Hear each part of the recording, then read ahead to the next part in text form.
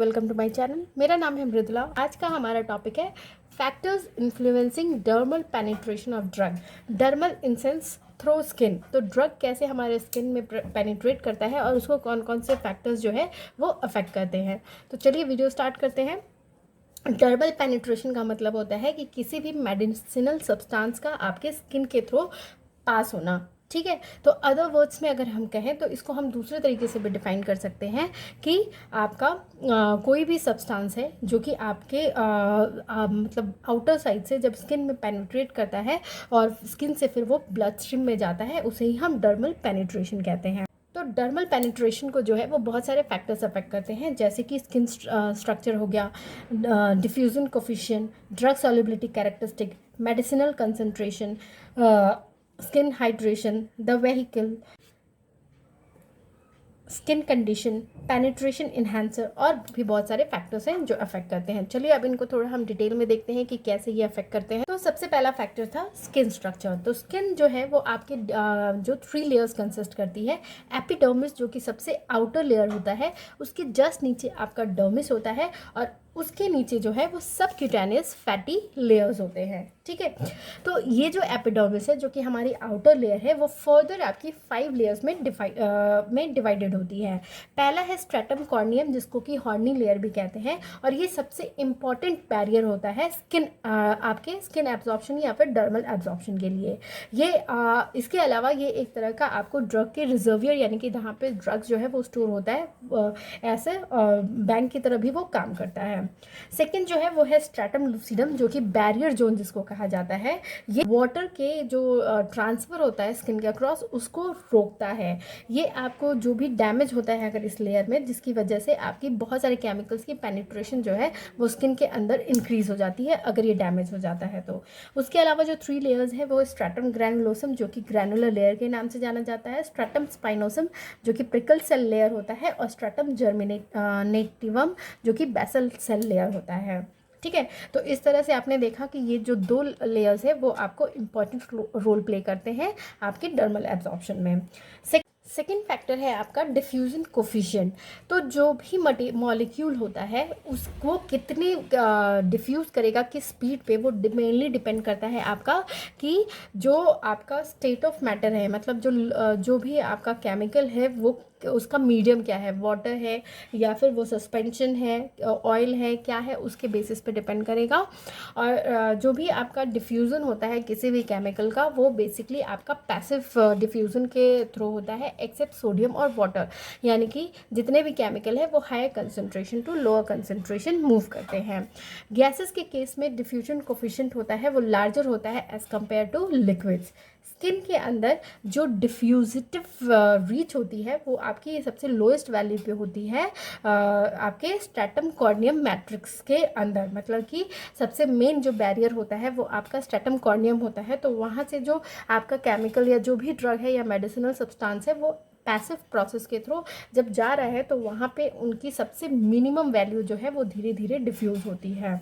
जो diffusion coefficient होता है ड्रग का किसी भी टॉपिकल व्हीकल में वो डिपेंड करता है कि ड्रग की क्या प्रॉपर्टीज़ है और उसका डिफ्यूज़न मीडियम क्या है और उनके बीच में कैसा इंटरेक्शन है। थर्ड फैक्टर है आपका ड्रग सॉल्युबिलिटी कैरेक्टरिस्टिक। तो जो ड्रग है उसकी सॉल्युबिलिटी कितनी है वो डिटरमाइन करती है कि कितना कंसंट्रेशन जो है वो आपके एब्जॉर्प्शन साइट पे प्रेजेंट होगा, और वाटर लिपिड पार्टीशन कोफिशिएंट जो है वो आपको रेट ऑफ ट्रांसपोर्ट को अफेक्ट करती है। अगर ड्रग का जो ड्रग सॉल्युबिलिटी है वो आपका लेस देन 1 है तो वो वाटर सॉल्युबल है, और अगर वो मोर देन 1 है तो वो आपका ऑयल सॉल्युबल होता है। ठीक है, तो नेक्स्ट फैक्टर है वो है मेडिकामेंट कंसंट्रेशन। तो जो ड्रग परमिएशन और जो फ्लक्स यानी कि मूवमेंट होता है सॉल्यूट का वो प्रोपोर्शनल होता है आपके कंसंट्रेशन ग्रेडियंट के जो बैरियर है उसके दोनों तरफ कितना उसका कंसंट्रेशन है। जैसा कि मैंने बताया आपको, जितने भी केमिकल सब्सटेंस होते हैं वो स्किन में आपको एक्सेप्ट सोडियम और वाटर पैसिव प्रोसेस से जाते हैं, और पैसिव प्रोसेस क्या होता है कि जो भी आपके सॉल्यूट है वो हायर कंसंट्रेशन से लोअर कंसंट्रेशन में जाएंगे, ठीक है। तो वही चीज़ यहाँ पे वो है कि जो ड्रग परमिएशन है या फिर फ्लक्स है सॉल्यूट का, वो आपको कितना कंसंट्रेशन ग्रेडियंट है बैरियर के पीछे और बैरियर के आगे, उस पर डिपेंड करेगा और डायरेक्टली प्रोपोर्शनल होगा। जो स्मॉल अमाउंट ऑफ केमिकल्स होते हैं वो जल्दी ही बॉडी में एंटर कर लेते हैं आपको ग्लैंड्स या फिर हेयर फॉलिकल्स के थ्रू, और वो एपिडर्मिस में एब्जॉर्ब हो जाते हैं। एक बार ड्रग आपका एपिडर्मल लेयर यानी कि स्ट्रैटम कॉर्नियम और स्ट्रैटम ग्रैनुलोसम से पास कर जाता है तो उसके फर्दर उसको कोई हिंड्रेंस नहीं होता है, कहीं पे उसको कोई रुकावट नहीं होती है। नेक्स्ट फैक्टर है आपका स्किन हाइड्रेशन, यानी कि स्किन में कितना ज़्यादा मॉइस्चर प्रेजेंट है। तो बेसिकली जब वाटर आपका एंटर करता है तो वो स्किन को क्या करता है, सेचुरेट करता है, जिसकी वजह से जो आपकी टिश्यू है वो स्वेल होने लगती है और वो सॉफ्ट होने लगती है, ठीक है, और रिंकल हो जाती है, जिसकी वजह से जो हाइड्रेशन होता है स्ट्रैटम कॉर्नियम का वो आपको इंक्रीज कर देता है परमेबिलिटी को, मतलब ड्रग्स जो है वो आपकी ज़्यादा पेनिट्रेट होने लगती है। तो स्किन के थ्रू केमिकल ड्रग्स को अगर उसकी परमेबिलिटी इंक्रीज करनी है तो कुछ तरह के बेसिस और ऑक्लूसिव जो है ड्रेसिंग्स जो है वो प्रमोट करती है हाइड्रेशन और एब्जॉर्प्शन को।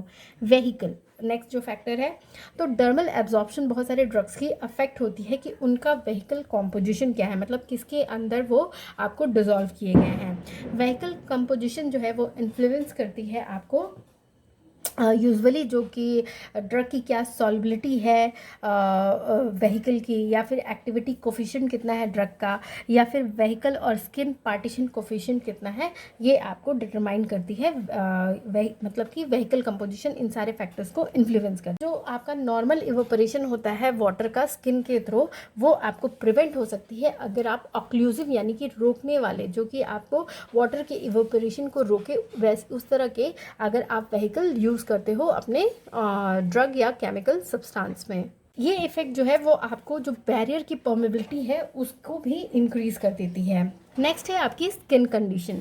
तो जो रेट ऑफ डर्मल एब्जॉर्प्शन होता है वो डिपेंड करता है स्किन के कंडीशन पे।